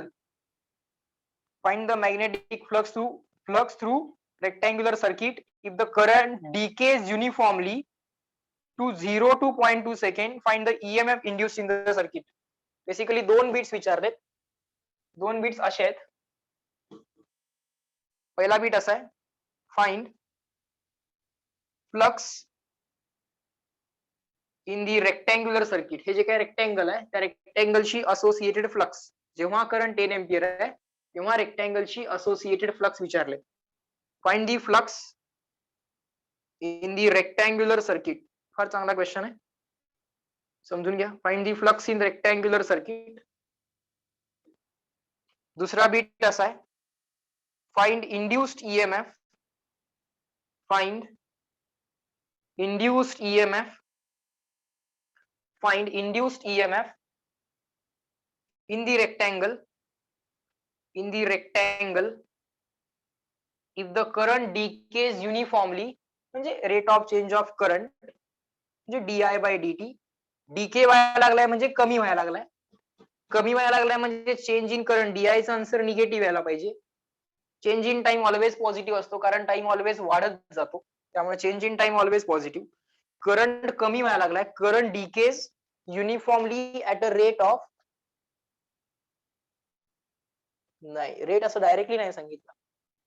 If the current decays uniformly to 0. बर.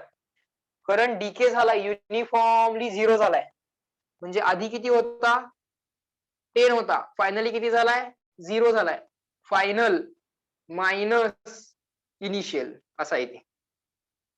Current decays uniformly to 0 म्हणजे आधी 10 होता, फायनली 0 झाला. Current decays uniformly to 0. आधी 10 होता, finally 0 झाला. Final minus initial in 0.2 second. किती आहे टाइम इंटरवल? 0.2 सेकंड. ठीक आहे, 0.2 सेकंड. 0.2 सेकंड एवढ्या टाइम मध्ये काय झालेला आहे? हा करंट डिके झालेला. Change in current upon change in time. Final time असं लिहिलं जाईल, असं पण चालेल. Final time 0.2 second, initial time 0. So answer येणार -10 अपॉन 0.2. वरती खाली 10 न मल्टिप्लाय करा. -100 अपॉन 2. आन्सर यायला लागले -50. माझा आन्सर काय यायला लागलाय? -50 यायला लागले. Change in current upon time. Current upon time ampere upon second. -50 ampere per second rate of change of current आला. बर, एवढी इन्फॉर्मेशन तर मला लिहिता आली. एक एक बीट कॅल्क्युलेट करूया, व्यवस्थित समजून घ्या.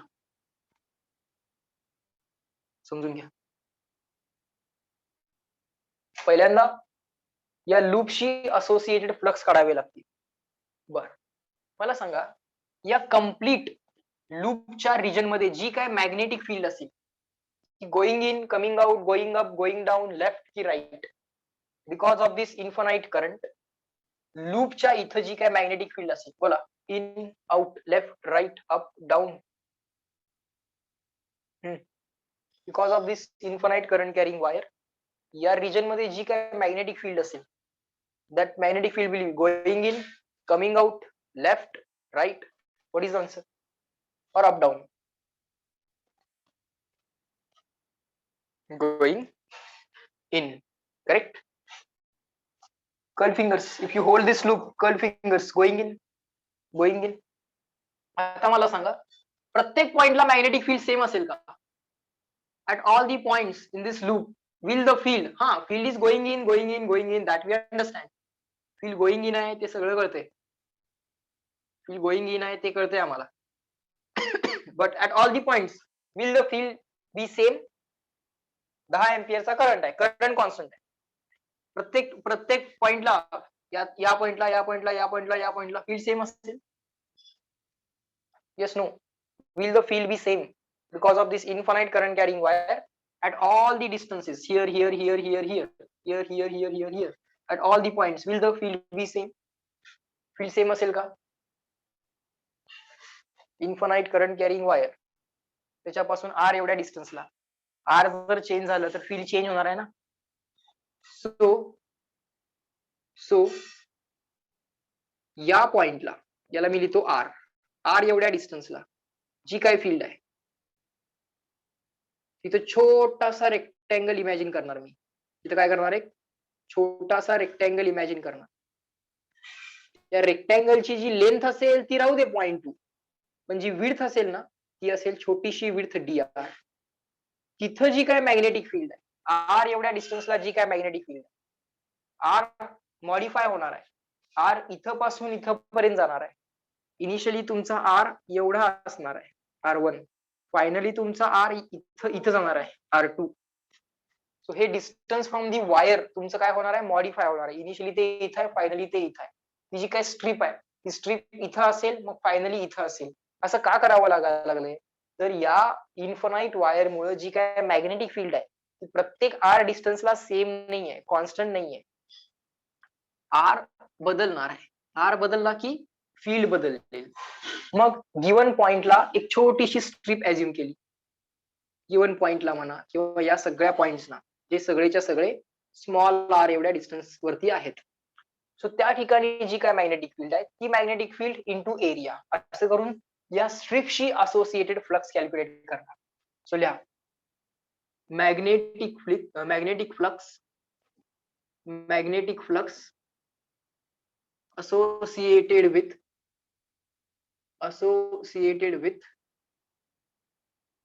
small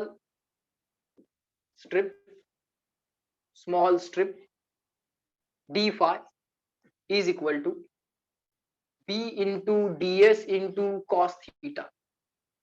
b कुणामुळे आहे? या इन्फानाइट वायर मुळे. इन्फानाइट वायर मुळे at distance r magnetic field किती येणार? Mu 0 upon 4 pi 2i upon r येणार. छोटासा एरिया ds तो किती असणार? Length into dr. Length into dr. लेंथला l लिहूया, नंतर त्याला आपण रिप्लेस करू. लेंथला l लिहा इंटू dr मला छोटासा एरिया. बर, मॅग्नेटिक फील्ड तर गोइंग इनसाइड आहे. या सगळ्या पॉइंट्सना मॅग्नेटिक फील्ड गोइंग इनसाइड आहे. Area in the plane of the board आहे. मग area vector inside the plane of the board असेल. स्ट्रिपचा area in the plane of the board आहे. मग एरिया वेक्टर गोइंग इनसाइड आहे, मॅग्नेटिक फील्ड गोइंग इनसाइड आहे. Angle between them 0 घ्या. Cos 0 ची काळजी करत बसायची गरज नाही, कारण कॉस 0 इज +1. 1 न मल्टिप्लाय करा नाही करा फरक नाही पडत. हे जर छोटेसे मॅग्नेटिक फ्लक्स किती आलं आन्सर? म्यू 0 अपॉन 4 पाय 2 टाइम्स i अपॉन r. हा i त्यावेळी किती सांगितलाय? 10 सांगितलं. त्यावेळी 10 सांगितलं. एल ची व्हॅल्यू दिली आहे into dr as it is i into l into dr. cos 0 +1 no need to worry about. हे झाले d phi छोटेसे मॅग्नेटिक फ्लक्स.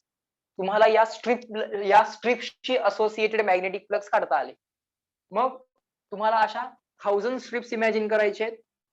पहिली स्ट्रिप इथं असेल. The first strip will be here and you will move this slowly like this and the final strip will be here. Initially strip इथं असेल, final strip इथं असेल. बर, मग इनिशियली हे जे काय स्मॉल आर डिस्टन्स आहे ते r1 असेल आणि फायनली हे जे काय स्मॉल आर डिस्टन्स आहे ते r2 असेल. So total flux associated with loop लिहा. Total flux associated with rectangular loop with rectangle ते येतील फाय, ते असेल ऑल दी स्मॉल फ्लक्स जे काय आहेत डी5 डी5 डी5 डी5 डी5 प्रत्येक स्ट्रिपशी असोसिएटेड त्या सगळ्यांचं इंटिग्रेशन. सो इंटिग्रेशन ऑफ डी5 ते किती येणार mu 0 upon 4 pi 2IL upon R into dr limits from R1 to R2. इथे dr लिहिलंय. सो R ची लिमिट्स इनिशियली R किती असेल R1 असेल. इनिशियली हा जो काय R आहे हा टोटल जो काय R आहे तो किती असेल R1 असेल आणि हा जो काय R आहे तो फायनली किती असेल R2 असेल. फायनल स्ट्रिप इथे आहे. स्ट्रिप अशी मूव्ह करत जाणार आहे तुम्ही. या स्ट्रिपला मॅग्नेटिक फील्ड वेगळी असेल, या स्ट्रिपला मॅग्नेटिक फील्ड वेगळी असेल, या स्ट्रिपला मॅग्नेटिक फील्ड वेगळी असेल. म्हणून प्रत्येक फील्ड साठी फ्लक्स काढावे लागेल. हा मॅग्नेटिक फील्ड जर कॉन्स्टंट असती इथं पण प्रत्येक ठिकाणी जर मॅग्नेटिक फील्ड कॉन्स्टंट असती तर तुम्ही एवढं सगळं केलंच नसतं. B into S into cos theta एवढं केलं असतं बास झालं असतं. डी5 करत बसायची काय गरज नव्हती. ओके छोटेसे फ्लक्स कॅल्क्युलेट करायची काय गरज नव्हती. पण आता गरज का पडली तर या इन्फानाइट वायर मुळे at distance equal to r magnetic field different असते जर आर बदललं तर. बर सो आता कसं होणार आहे सांगतोय मी तुम्हाला. कॉन्स्टंट डेरिव्हेटिव्हच्या बाहेर घ्या. म्यू 0 अपॉन 4 पाय डेरिव्हेटिव्हच्या बाहेर व्हॅल्यू काढायचे त्यामुळे पाय वगैरे मी कुठे कॅन्सल करणार नाहीये किंवा 2 आणि 4 पण नाही कॅन्सल करणार. 2 टाइम्स आय एल पण कॉन्स्टंट आहे, आर व्हेरिएबल आहे. हा जो काय स्मॉल आर आहे तो व्हेरिएबल आहे. त्याचे लिमिट्स आहेत integration from R1 to R2 dr upon r किंवा 1 upon r dr dx upon x किंवा 1 अपॉन x चं इंटिग्रेशन लॉग x असतंय. 1 अपॉन x चं इंटिग्रेशन लॉग x ची derivative 1 upon x log x ची डेरिव्हेटिव्ह 1 अपॉन x चं integration log x. तसं log r ची derivative 1 upon r log r ची derivative 1 upon r 1 upon r चं integration log r. तसं 1 upon x dx चं integration log x 1 upon x चं integration log x तसं 1 upon r चं integration log r. So लिहा mu 0 upon 4 pi 2IL log r. आता तो log जो असतोय तो log to the base E असतोय लक्षात घ्या. मग त्याला ln लिहिलं तरी चालतंय. तो always log to the base e असतो. फॉर्म्युल्यातले लॉग हे जनरली म्हणजे डेरिव्हेटिव्ह आणि इंटिग्रेशनच्या फॉर्म्युल्यातले लॉग हे log to the base e असतात. त्याला ln लिहूया. ln r lower limit upper limit लिहा. Lower limit R1 upper limit R2. Okay log m minus log n वगैरे ते सगळं तुम्ही करणार. Log of upper limit minus log of lower limit ते सगळं करा. ओके R1 R2 च्या व्हॅल्यूज पण काढाव्या लागतील. ओके हे लिहून झालं असेल तुमचं हे पुस्तक मी. पण त्याआधी मला सांगा up to this is that clear. Reply in the chat box up to this CW. काय चाललंय लक्षात यायला लागलंय का? पहिलाच बिट कॅल्क्युलेट करायला लागलोय. फर्स्ट बिट CW चेक करा काय काय चाललंय या क्वेश्चन मध्ये समजतंय का? थोडे ट्रिकी क्वेश्चन्स पण बघूया ना.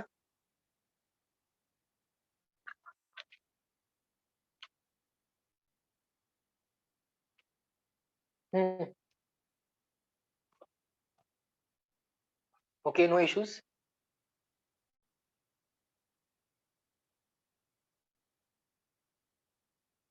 Yes Advait no issues. बोल बाळ इथपर्यंत लक्षात आलंय का? हा वाला क्वेश्चन फार चांगला क्वेश्चन आहे. इथं व्हेरिएबल मॅग्नेटिक फील्ड आहे. Last step explain again. बघ बाळ लास्ट स्टेप मध्ये काय केलंय इथपर्यंत तर लक्षात आलंय. मी 1 अपॉन r चं इंटिग्रेशन लिहिलंय. आता मी तुला इंटिग्रेशनचे फॉर्म्युले लिहून दाखवतो. हे फॉर्म्युले लक्षात ठेवायचे. डेरिव्हेटिव्ह इंटिग्रेशनचे फॉर्म्युले लक्षात ठेवा. ओके बघा dy dx of log x ची डेरिव्हेटिव्ह ऑफकोर्स आता हा log to the base e असतो. log x ची डेरिव्हेटिव्ह 1 अपॉन x मग 1 अपॉन x चं इंटिग्रेशन म्हणजे integration 1 upon x dx log x ची derivative 1 upon x 1 upon x चं इंटिग्रेशन log x. आता हा log to the base e असतो. लिमिट्स असतील तर प्लस सी लिहायची गरज नाही. लिमिट्स नाही आहेत ना, प्लस सी लिहावं लागेल. इथे लिमिट्स आहेत का? नाही. प्लस सी लिहावं लागेल. इथे लिमिट्स लिहिले x1 टू x2 लिमिट्स आले की प्लस सी लिहायची गरज नाही. बर, आता यालाच log to the base E म्हणायची गरज नाही, याला ln असं म्हणतात. याला ln असं म्हणतात. म्हणून मी काय केलेलं आहे, आता instead of variable x they are using the variable T, नाही R. Instead of variable x, they are using the variable r. So 1 upon r dr. 1 upon x dx सारखं 1 upon r dr. आन्सर काय आहे ना? log r. पण ते to the base e असेल तर त्याला ln म्हणता येत. टू द बेस e यालाच शॉर्ट फॉर्म लिहिलाय त्यांनी ln. हा CW. झाले का इथपर्यंत? गुड. नेक्स्ट आता काय करायचंय? पुढच्या स्टेप्स. याच्या पुढच्या स्टेप्स. देअरफोर ही लास्ट स्टेप ना आपली. करा करा पटकन करा. Phi is equal to mu 0 upon 4 pi 2IL 2IL. I माहिती आहे आपल्याला, एल पण माहिती आहे आपल्याला, काय टेन्शन नाही. In the bracket ln log of upper limit minus lower limit. हा ब्रॅकेट टाकायचा ऑलवेज. इव्हॅल्युएट करा. आर ला R2 टाका. So ln of R2 minus log of R2 minus log of R1. Log m minus log n काय शिकवलंय? Log m minus log n is log m upon n. आता इथं values टाकायला सुरुवात करा. Mu 0 upon 4 pi 10 raise to minus 7 2 as it is. Current I 10 ampere दिलाय टाका. ज्यावेळी 10 एम्पियर करंट आहे त्यावेळी किती फ्लक्स आहेत ते काढायला लागलोय. हे झाले, हा झालाय जनरल फ्लक्सचा फॉर्म्युला. किंवा पहिल्यांदा जनरल फ्लक्सचा फॉर्म्युला वाटलंच तर नाही, गरज नाही. लिहा.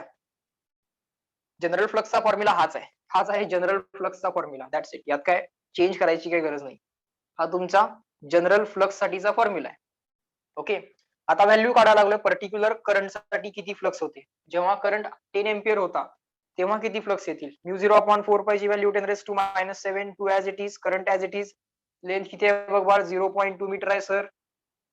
Log m minus log n log m upon n log of R2 by R1 करावं लागेल आपल्याला. Log of R2 by R1. R2 किती आहे बघूया, R1 किती आहे बघूया. हा आता हा 2 इंटू हा 0.2 हा झाला 0.4. 2 into 0.2 is 0.4. 2 into 0.2 0.4 minus 7 plus 1 minus 7 plus 1 minus 7 plus 1 minus 6. Log of R2 upon R1. हा R2 किती आहे टोटल डिस्टन्स. तर मला सांगा हे 5 into 10 raise to minus 2. 5 into 10 raise to minus 2. Dot इथं आहे ना, डॉट इथं आहे मायनस 2 आहे म्हणजे डॉट 2 न लेफ्टला शिफ्ट होणार. 2 वेळा लेफ्टला शिफ्ट झाला का 1 2. 5 ला मायनस 2 न मल्टिप्लाय केलं 2 वेळा डॉट लेफ्टला शिफ्ट होणार. ओके. It is 0.05 metre. हे 0.05 मीटर प्लस हे 0.05 मीटर किती झालं. R2 किती झालं 0.05 प्लस 0.05 किती झालं 0.05 प्लस 0.05 5 प्लस 5 10 झालं. सो 0.10. 0.010 नाही 0.10. ते नीट करून बघा. ते झालं 0.10. आता 0.10 म्हणजे 0.1च. पुढचा 0 नाही लिहिला तरी चालतोय. 0.10 म्हणजे 0.1च आहे बाळ. बर R2 किती आला सर 0.1. ठीक आहे. अपॉन R1 किती आहे सर. R1 0.05 आहे. R1 किती आहे 0.05. लिहा इथं 0.05. वरती खाली 100 न मल्टिप्लाय करा म्हणजे बेस मधला आणि न्यूमरेटर मधला पॉइंट निघून जाईल. वरती खाली 100 न मल्टिप्लाय करा, प्रॉपरली करा ते. 0.4. कॅल्क्युलेशन सगळे व्यवस्थित बघा. या धड्यामध्ये असे कॅल्क्युलेशन करावे लागणार. मी म्हणून तुम्हाला सगळे कॅल्क्युलेशन करून दाखवायला लागलोय. प्रत्येक क्वेश्चन त्या टाईप आणि त्याचे कॅल्क्युलेशनचे टाईप. काय नाही लॉग 2 वगैरे करणं तुमच्यासाठी काय मोठी गोष्ट नाही. बघा की वरती 100 न वरती 100 न मल्टिप्लाय करा 1 2 10 होईल ते. त्याला आपण 100 न मल्टिप्लाय करा, 1 2 5 होणार ते, म्हणजे Ln2 येणार. आणि Ln2 तुम्ही केमिस्ट्रीमध्ये पाठच केलेला आहे किंवा फिजिक्स मध्ये पण मी तुम्हाला सांगितलं Ln2 पाठ करून ठेवा. फिजिक्स मध्ये मी तुम्हाला एक चॅप्टर आहे रेडिओ ऍक्टिव्हिटी म्हणून, त्यात मी शिकवणार Ln2 किती आहे, काय आहे, पाठ कसा करायचा, हाफ लाईफ वगैरे शिकवणार आहे मी त्याच्यामध्ये, पण ते नंतर आहे. पण तुम्हाला Ln2 पाठ तर असेलच. Ln2 आणि log2 दोन्ही पाठ पाहिजे. व्हॅल्यूज लिहितो बघा. हा, Ln2 किती असतं 0.693 आणि log2 किती असतं, कसं काढायचं असतं? हा, log to the base e ची व्हॅल्यू पाहिजे आहे, तर काय करायचं, 2.303 न मल्टिप्लाय करायचं log to the base of 10 च्या व्हॅल्यूला. ओके, एखाद्या नंबरचा log टू द बेस 10 जर माहित असेल तर त्याला 2.303 न मल्टिप्लाय करायचं आणि मग ही व्हॅल्यू इव्हॅल्युएट करायची. जर ही व्हॅल्यू माहित असेल, एखाद्या व्हॅल्यूचा log to the base e माहित असेल, जसं log2 म्हणजे Ln2 म्हणजे log to the base e, तो जर माहित असेल एखाद्या व्हॅल्यूचा, तर त्याला 2.303 न डिवाइड करायचं, त्याला 2.303 न डिवाइड करायचं आणि मग log टू द बेस 10 मिळवायचा. तुम्ही हा लक्षात ठेवा, Ln2. आणि त्या Ln2 ला आता Ln2 ला म्हणजे log to the base E2 ला log to the base E log2 to the base E ला 2.303 डिवाइड केल्यानंतर तुम्हाला log of 2 to the base 10 जो मिळतो तोही लक्षात ठेवा. आय थिंक तो असा आहे, चेक करा, 0.301. चेक करा, चेक करा, चेक करा. Is it 0.301? Yes no? To the base 10 आणि to the base e. E वाला आहे 0.693, टू द बेस 10 वाला आहे 0.301. आता आपल्याला टू द बेस ई वाला पाहिजे, लिहा. मला सांगा फायनली, क्लिअर अँड रिटन. जर काही मिस्टेक असेल तुम्ही मला इन्फॉर्म कराल या व्हॅल्यूज मध्ये, असायचं काय कारण नाही, पाठ केलेले आहेत व्हॅल्यूज आपण. 0.4 इंटू 10⁻⁻⁶, Ln2 आलाय माझा 0.693. आता तुम्ही मला सांगणार आहे कॅल्क्युलेशन करून 0.693 इंटू 0.4 किती येते, 0.693 इंटू 0.4 किती येते, बोला बोला. ते कॅल्क्युलेशन आता तुमचं तुम्ही करायचं. 4 न मल्टिप्लाय करा, 1 2 3 4 4 डिजिट्स येतील आफ्टर डेसिमल पॉइंट, डॉट नंतर 4 डिजिट पाहिजे. मल्टिप्लिकेशन सांगा काय आली, आवरा पटपट पटपट करायचं आहे, वेळ संपत आली. करा, अजून एक बीट राहिलाय, आज सगळा सगळा क्वेश्चन करायचा आहे.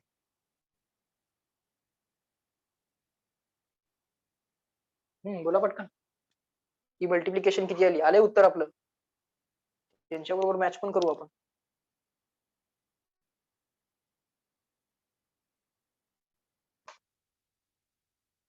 त्यांनी काढले उत्तर, आपण पण काढू. 2.772 काहीतरी काढले. आपले किती आलं, मल्टिप्लिकेशन किती आली, 6 इंटू 4 24 येत आहे, 24 2 पॉईंट समथिंग होणार, त्यांचं आपलं मॅच होणार. जरा बोला की, आन्सर बोला की, नुसतं बसू नका, मल्टिप्लिकेशन तर करा. 2.772 येते, एक्झॅक्टली येते, त्यांचं आपलं एक्झॅक्टली मॅच होईल की मग 2.772.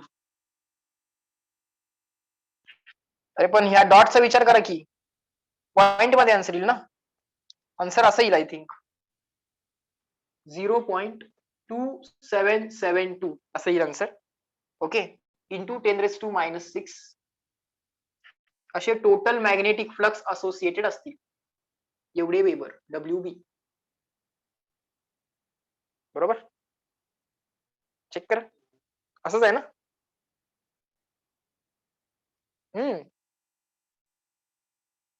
ही मल्टिप्लिकेशन सांगा रे, 0.4 इंटू 0.693, 10⁻⁻⁶ ऍज इट इज राहू दे.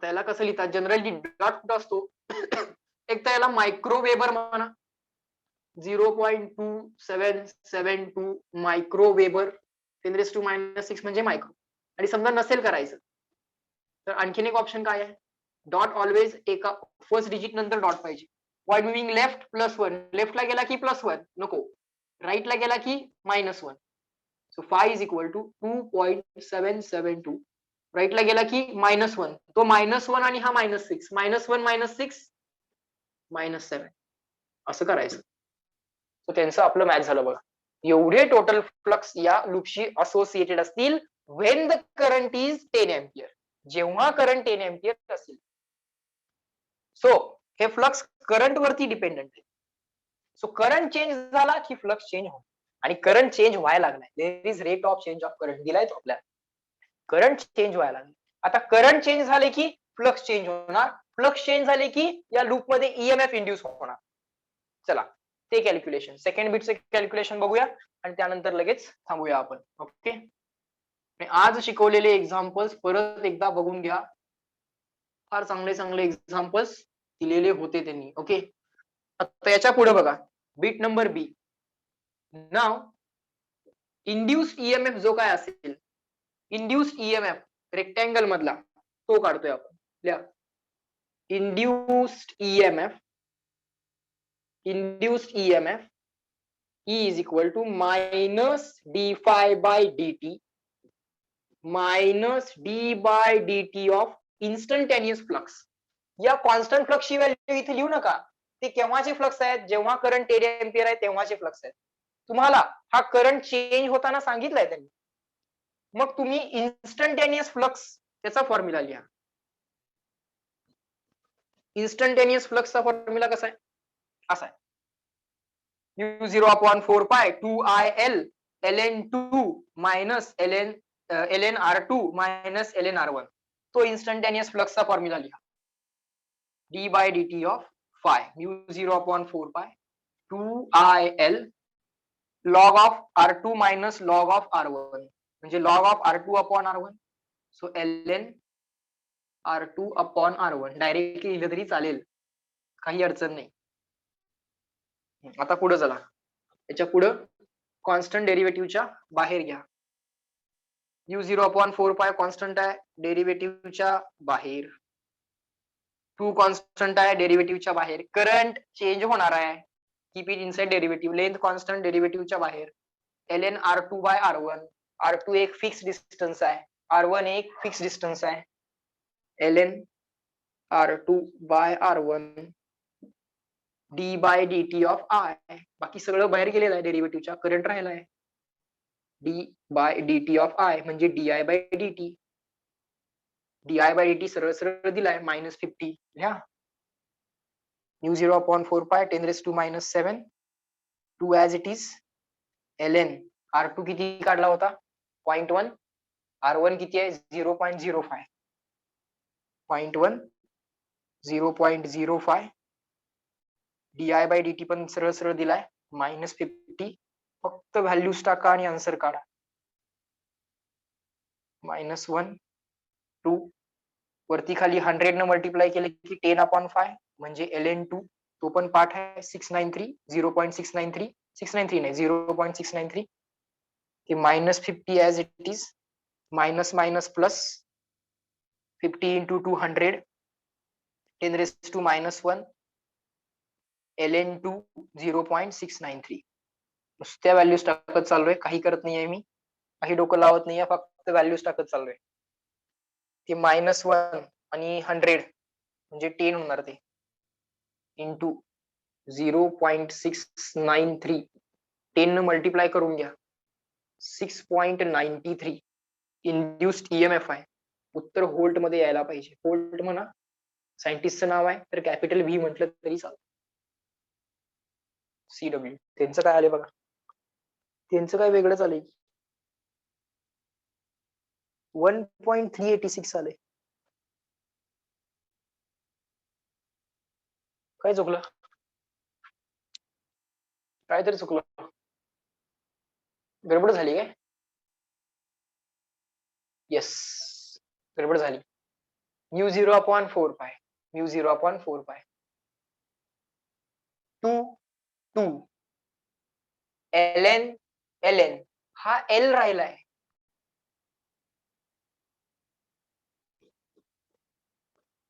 हा एल राहिलाय माझा, कुठे लिहूया आता तो, ऍडजस्ट करा कुठेतरी एल, तेवढाच असा बारीक लिहून ऍडजस्ट करा. मी ऍडजस्ट करू शकतोय, मला पुसता येते, तुम्ही ऍडजस्ट करा असं एल एल. आता तोच एल इथे ऍडजस्ट करा, उत्तर लिहू नका, एक एल ऍडजस्ट करायचा राहिलाय आपला. बघा रफ कॅल्क्युलेशन्स मध्ये एखादी मिस्टेक झाली, अशा पद्धतीने ती ऍडजस्ट करत चला. एल तुम्ही इथे लिहिला तरी चालेल, इथे लिहिला तरी चालेल, इथे लिहिला तरी चालेल, एल राहिला होता आपला. ते उत्तर लिहा 6 पॉइंट, ऍज इट इज लिहा पहिला, 10 इंटू 0.693 इंटू एल ची व्हॅल्यू किती आहे बघा, 0.2 आहे, लिहा तिथं 0.2. आता काय करूया, 0.2 इंटू 10 ला 2 करूया, सो 0.693 इंटू 0.2 इंटू 10 त्याला 2 करा आणि याला डबल करा, 2 इंटू 3 6, 2 इंटू 9 18, कॅरी 1 हातचा आला एक, कॅरी म्हणजे हातचा, 2 into 6 12, 12 plus 1 13, after dot 3 digits, dot नंतर 3 डिजिट पाहिजे, 1.386. ईएमएफ आहे, होल्ट मध्ये आन्सर पाहिजे, और कॅपिटल व्ही लिहिलं तरी चालेल. आता चेक करा जरा त्यांचं आपलं 1.386.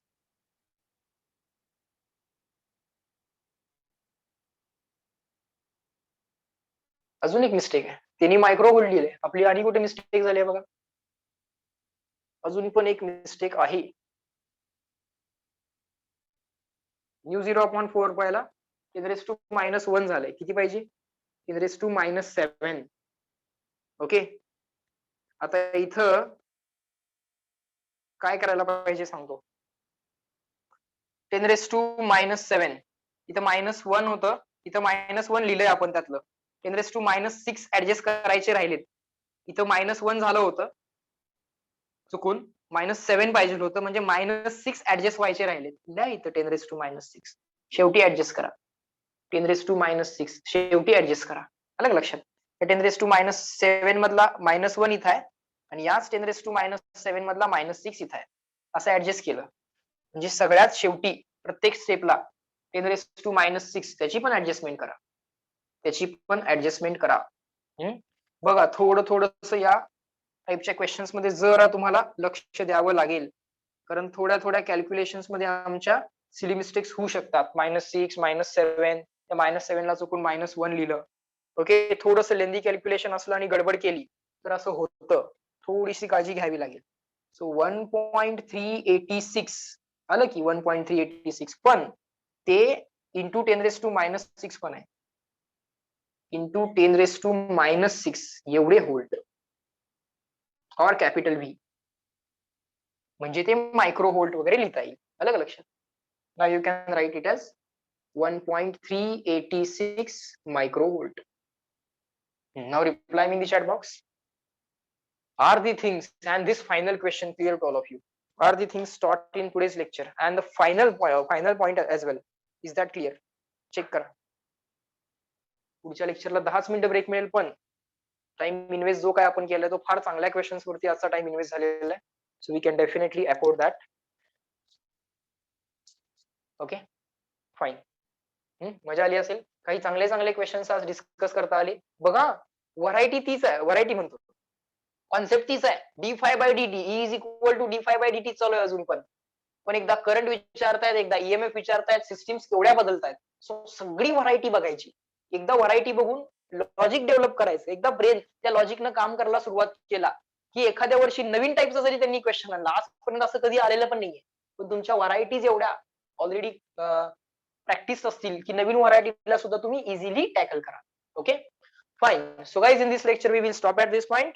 Okay, complete your homeworks. Chalo, bye bye everyone. Let me end the lecture at this point. Join the next lecture. Chalo, bye.